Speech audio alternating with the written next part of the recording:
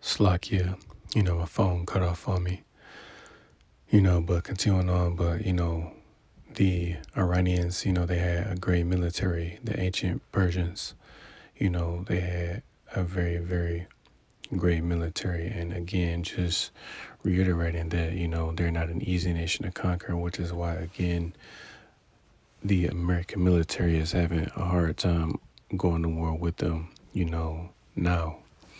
So just going to grab a few scriptures. I don't want to make this one too long, but I'm going to start with the book of Revelation, chapter 11, and verse 14. It says, "The second woe is past, and behold, the third woe cometh quickly." And right, we can clearly see the second woe being World War II, because it speaks of three woes in the book of Revelation. The first woe being World War One, the second woe being World War II, and then the third woe being World War III, which World War III has started, But, it won't kick into a full-scale hot war until, Russia and the United States are directly, at war with each other, But we can clearly see that, again, man, it's coming quickly, But we still have to wait for, that primary prophecy, of Revelation, the 13th chapter, verse 16 on down, where it speaks of the mark of the beast, which is the RFID microchip. This is what we're patiently waiting for. And even then, with what's going on and the way the economy is being affected by this war, we can clearly see that, the chip is coming very soon, because of the way that things are going, because the prices of things are increasing, like the cost of fuel has increased, which is going to continue to go up, if the Strait of Hormuz is, remains closed, by default, that's going to cause, the cost of fuel to increase consistently. And then by default, it's going to affect, the prices of, or the price of food as well, because again, these semi trucks, they need diesel fuel. And right now, I think the highest I've seen diesel fuel, at least here in Michigan, is about, $5 a gallon, So again, the cost of fuel is going up. So we can clearly see that, again, man, this third woe is coming quickly. So let's get that. The book of Malachi, chapter 4, and verse 1, it says, "For behold, the day cometh that shall burn as an oven, and all that do wickedly, slack and all slack." Let me read that a little excited. It's Malachi 4 and 1. It says, "For behold, the day cometh that shall burn as an oven, and all the proud, yea, and all that do wickedly shall be stubble. And the day that cometh shall burn them up, saith the Lord of hosts, that it shall leave them neither root nor branch." Again, what is that day that's going to burn as an oven? World War III. In particular, once these nukes get shot, the majority of them, are going to hit here in America. I personally believe, America is going to, bomb back and hit various nations,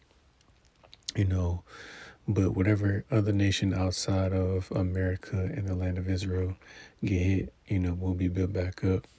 The land of Israel will be built back up, but America will be left completely desolate. Will be left completely desolate. Isaiah the 34th chapter gives a very vivid description of how this place is going to look, after that destruction takes place. So let's get the book of Joel, chapter 3, and verse 9, because this scripture right here is, taking place right before our eyes, because we can clearly see that, these different nations, they're putting their money toward their military or toward their, nuclear arsenal, and this is what these different nations are doing. Like, I made mention how the New START treaty expired in February of this year, which limited, the number of nukes that could be, active during a certain amount of time, or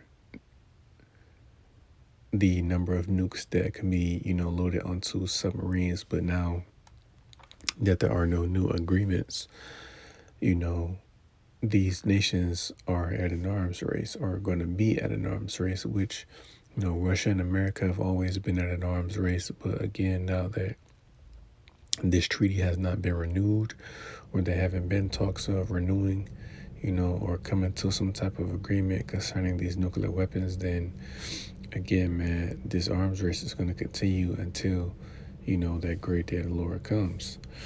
But this is the book of Joel, chapter 3 and verse 9, and it says, "Proclaim ye this among the Gentiles, prepare war, wake up the mighty men, let all the men of war draw near, let them come up, beat your plowshares into swords, and your pruning hooks into spears. Let the weak say I'm strong and right, man." This is what these different countries are doing. Like North Korea, for instance. They're not a super strong nation, but what? They possess the same technology that America has, which is what? These ICBM missiles. In North Korea, they have hypersonic missiles, just like China has hypersonic missiles, that cannot be stopped. So once they're launched, that's it. America's defenses will not work. Just like, how the imposters over there in the land, they have the Iron Dome, which it doesn't intercept every missile that comes its way. It fails at times, but no defense system is going to be able to stop these nukes, and they've been saying that, oh, well, we want to stop Iran from developing, nuclear weapons. But like I said, I personally believe that they do, just like they have, their uranium hidden. I feel like they have these nukes hidden, and if they do, they've done a good job at, hiding them. But either way it goes, Iran is backed by Russia. And if I'm not mistaken, I forget who said it earlier, but Russia has given Iran, 1,000 missiles. It may have been, the Apostle Ramlab, if I'm not mistaken, that may mention this, but, Russia has reportedly gave, Iran 1,000 missiles.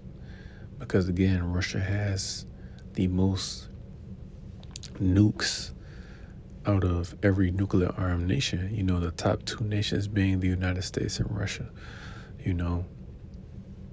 and Russia has more than America, not a super significant amount, but if, the America has, over 5,000 or so, Russia has, about a little over 6,000, if they're able to give Iran 1,000 of these weapons, then, how much more? But it's all biblical prophecy. We know that whether that is actually true or not, that Russia provided them with these weapons, we know that if this country becomes armed, nuclear armed, then it's over for this place. It already is over for this place, but it's over. America's not going to win this war. It's not, regardless of what you people think. It's over, man. It's over. So this is the book of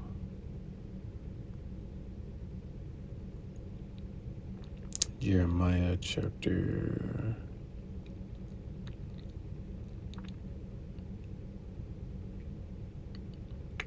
51:1. It says, "Thus saith the Lord, behold, I will raise up against Babylon, and against them that dwell in the midst of them, that rise up against me, a destroying wind. And I will send unto Babylon fanners, that shall fan her, and shall empty her land. For in the day of trouble they shall be against her round about." And right, these different nations are going to come up against America. Obviously, everybody, these different nations that are already against America, and pursuing to, Revelation, the 17th chapter, verse 16, that, even America's allies are going to turn on her.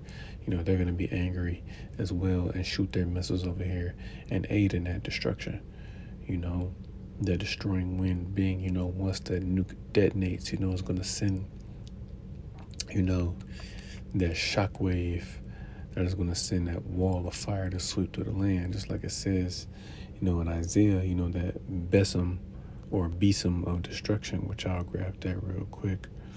It's the book of Isaiah, chapter 14, verse 23. It says, I also will make it a possession for the bittern and pools of water, and I will sweep it with the besom of destruction, said the Lord of hosts. And right again, once these nukes detonate, man, that fire is going to sweep through this land, man, destroying anything in its path.